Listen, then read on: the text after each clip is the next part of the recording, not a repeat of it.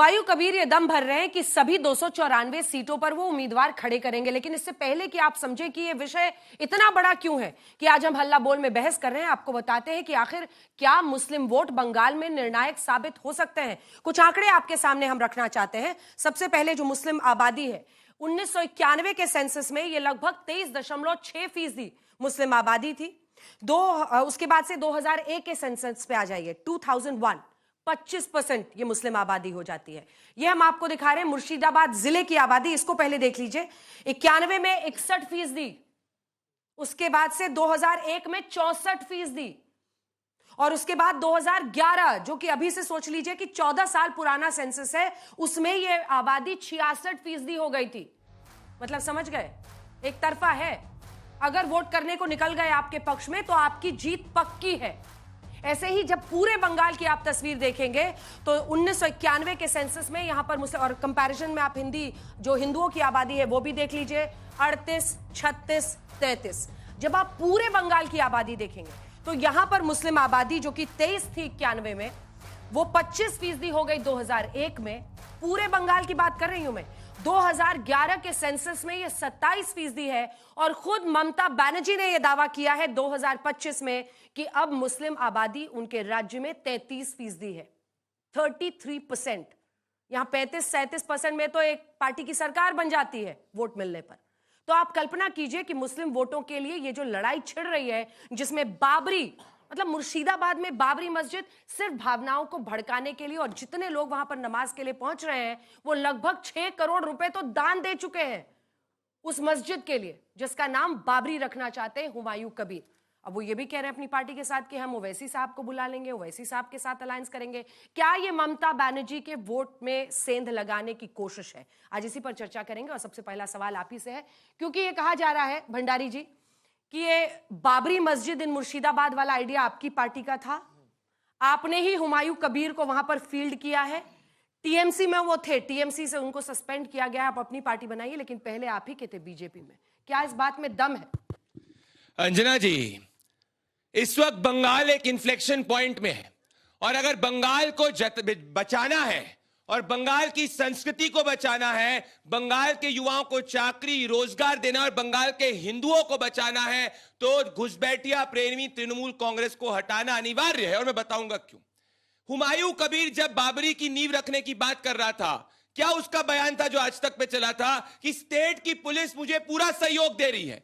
तो एक तरफ स्टेट की पुलिस ये कट्टरपंथी हुमायूं कबीर को सहयोग देती है जो बाबरी के नाम पे हिंदुओं और मुसलमानों को भड़काना चाहते हैं, जिसके ऊपर तृणमूल कांग्रेस शांत रहती है, अपने बी टीम हुमायूं कबीर को आगे बढ़ाती है। दूसरी तरफ जब मेसी का इवेंट होता है कलकत्ता के अंदर, जो बंगाल का कल्चर फुटबॉल है, उसके लिए वो लोग एक सिक्योरिटी नहीं प्रोवाइड कर सकते। यह है बंगाल की स्थिति आज की तारीख में। तो हिंदू मुसलमान असली वो कर रहे हैं। दूसरी बात, कल की स्थिति देखिए, ये लग्नजिता चक्रवर्ती है, ये बंगाल की फेमस सिंगर है। इन्हें एक इवेंट में बोला जागो मां, जय मां काली बंगाल की संस्कृति है। तृणमूल कांग्रेस का नेता आया मलिक, उसने बोला तुम सेक्युलर नहीं हो, जय मां नहीं गा सकते। अगर बंगाल में जय मां नहीं गा सकते, अगर बंगाल में जय श्री राम नहीं बोल सकते, अगर बंगाल के अंदर हिंदू अपना हित की बात नहीं कर सकता, मुर्शिदाबाद से हिंदुओं को पलायन करना पड़ता है क्योंकि तृणमूल कांग्रेस के नेता जो हैं वहां पे हिंदुओं को चुन चुन कर मारने का प्रयास करते हैं। और ये मैं ही नहीं कह रहा हूं, इसके बाद याद करिए हरगोविंद दास और चंदन दास के साथ क्या किया गया था। तो इस वक्त बात हमारी नहीं है अंजना जी, बात बंगाल की जनता की। और 10 सेकंड में इन सब में आप सब युवा है, सबसे ज्यादा नुकसान युवाओं का हो रहा है। बंगाल में 8 लाख से ज्यादा बच्चे स्कूल छोड़ के जा चुके हैं क्योंकि तृणमूल कांग्रेस के गुंडे उनको स्कूल जाने नहीं दे रहे, और 3000 से ज्यादा स्कूल बंद हो चुके हैं। यह सच्चाई है, जाके देखिए अभी का लेटेस्ट का डेटा। और इसीलिए आज मैं ओपन चैलेंज करता हूं, क्या प्रभु श्री राम हिंदू है कि नहीं है? हमारे भगवान है कि नहीं है? कौन कहते हैं? ये इनको मुसलमान कहते हैं। तृणमूल कांग्रेस प्रभु श्री राम को मुसलमान कहती है। हम मां काली की भूमि को बचाएंगे, हम स्वामी विवेकानंद की भूमि को बचाएंगे। Wait for your turn. लेकिन ममता बनर्जी, एक सेकंड, ममता बनर्जी अपने वोट काटने के लिए हुमायूं कबीर को क्यों खड़ा करेंगे? आप ही कहते हैं ना कि सारा वोट ममता को जाता है, मुस्लिम्स का आपको नहीं मिलता है, तो फिर जवाब क्यों खड़ी करेंगे? क्योंकि अब बंगाल में मुसलमानों में भी ममता बनर्जी के खिलाफ एंटी इनकम्बेंसी है। क्योंकि आज मुसलमान भी जान चुका है कि आज आप जाइए चोपड़ा विधानसभा में, आप में से चोपड़ा में 60% ज्यादा मुसलमान आते हैं। वहां पे मुसलमानों की भूमि को हड़प, तृणमूल कांग्रेस का कैंडिडेट खुद कर रहा है, तो गरीब मुसलमान आज इनके खिलाफ खड़ा हुआ है। इसीलिए पोलराइज करने के लिए अपनी बी टीम वापस से हुमायूं कबीर को अपनी पार्टी में लेके आएंगे। तो इनके चक्कर में मत आइएगा। ये हिंदू मुसलमान करते हैं, ये प्रभु श्री राम को जो मुसलमान कहते हैं, और ये जय मां काली बंगाल में नहीं कहने दे रहे। हम बंगाल के युवाओं की चाकरी की बात कर रहे हैं, और ये हिंदू। ठीक है, चलिए अब संजय सरकार बोले, उसके बाद अजय जी मैं आ रही हूँ, क्योंकि बड़ी पार्टी वहां पर वो है, आप चाहे ना चाहे। संजय जी माइक उठाइएगा। अरे पेपर नहीं निकल रहा, जो फोटो दिखानी थी निकला कि नहीं? निकल गया।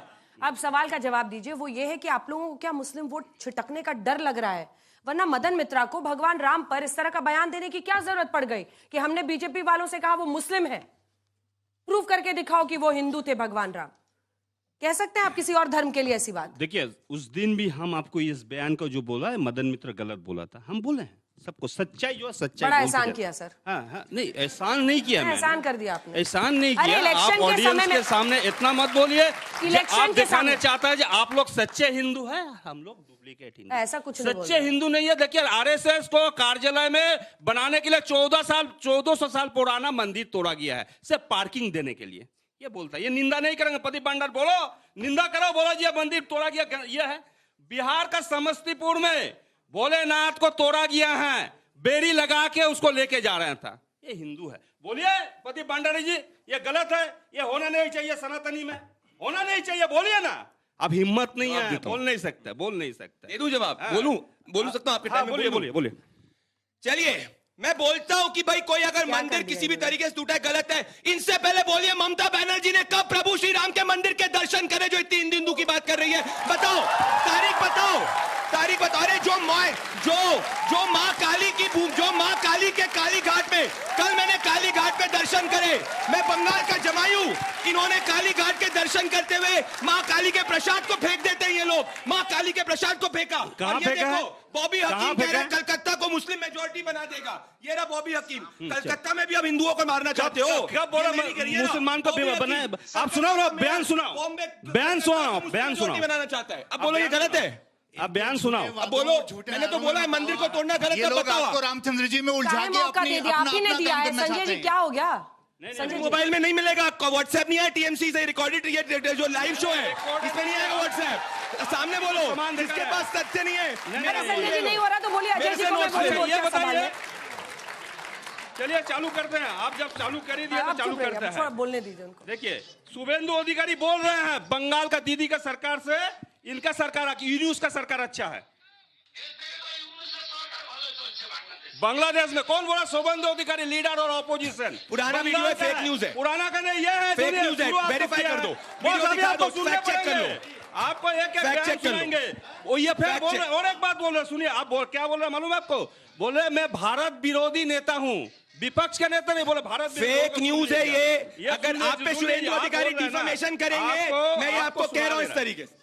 आपको एक एक करके सुना दो, लेकिन सबसे बड़ा नेट का प्रॉब्लम हो रहा है। नेट भी नहीं इनका चल रहा है, ये हालत हो चुकी है। ये देखो, नेट भी बोल रहे हैं झूठ के सामने मैं नहीं चलने वाला हूं। नहीं, आपको ये बता रहा हूं। आप ये बोल रहे हैं हुमायूं कबीर के बारे में जो बोल रहे हैं ना, ये इसको बाबर का नाम याद आ जाता है कभी कभी। ठीक है, वो मस्जिद बनाएंगे, लेकिन हुमायूं को हम आज आपको यहाँ का चैलेंज देके जाकर बताता हूँ, वो अपना सीट में जमानत जब्त हो जाएंगे। उनको लिए शेरशाह तैयार कर दिया हम लोग बंगाल में। शेरशाह जिसका डर से हुमायूं भाग गए थे, आपको मालूम है कि नहीं? उसको भी तैयार कर दिए हैं। अच्छा, अब ये नौकरी के बारे में बोलते हैं। आप गुजरात में कितने नौकरी दिए हैं? यूपी में कितने नौकरी दिए हैं? मध्य प्रदेश में कितना? कहीं भी एक भी नौकरी नहीं दिया। आप नेट सर्च करके देख लीजिए।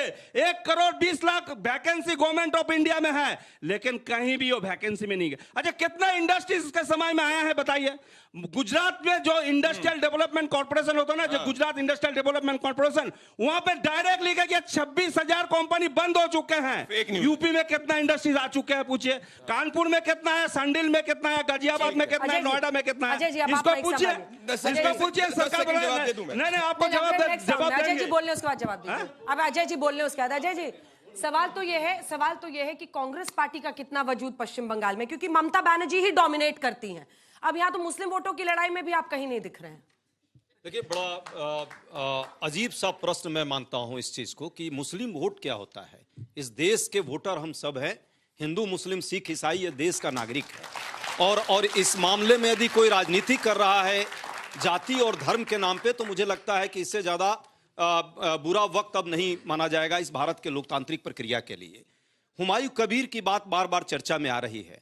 आप सब यहाँ पे शिक्षित लोग हैं, नौजवान हैं। इस देश के हुमायूं कबीर एक हुआ करते थे, इस भारत के शिक्षा मंत्री होते थे। शायद उसमें से बहुत कम लोगों को जानकारी है इस बात की। 58 से 63 तक जो शिक्षा मंत्री थे, ये देश के विज्ञान, देश की संस्कृति, देश के साहित्य का चरमोत्कर्ष था पंडित नेहरू के टाइम में। आज क्या से क्या हो गया, हम कहां पहुंच गए। ये कौन हुमायूं कबीर है? यही जिसको भाजपा ने ज्वाइन कराया था अपने पार्टी में कुछ ही दिन पहले। उसके बाद वहां से वो भाग करके तृणमूल कांग्रेस में आ जाता है और अब एक नया नौटंकी इस देश में शुरू करता है। मंदिर मस्जिद, हिंदू मुस्लिम, यही सिर्फ बंटवारे की राजनीति इस देश में करना चाहते हो क्या? सियासत इतनी नीचे गिर गई है कि सत्ता के लिए आप जाति और धर्म को आप आगे बढ़ा करके और अपनी सिर्फ सियासी चाल चलना चाहते हो। मुझे लगता है यह दुखद है। देश रहेगा तभी हम और आप रहेंगे। देश का रहना और लोकतंत्र का रहना जरूरी है। आज लोकतंत्र पर प्रश्न लगाने का यह काम हो रहा है। मुझे लगता है चाहे वो ममता बनर्जी जी हो, चाहे भाजपा के लोग हों, ये जो गेम सेट वहां कर रहे हैं ना, बंटवारे की राजनीति करके और ध्रुवीकरण की राजनीति। बंगाल की संस्कृति बहुत विराट रही है।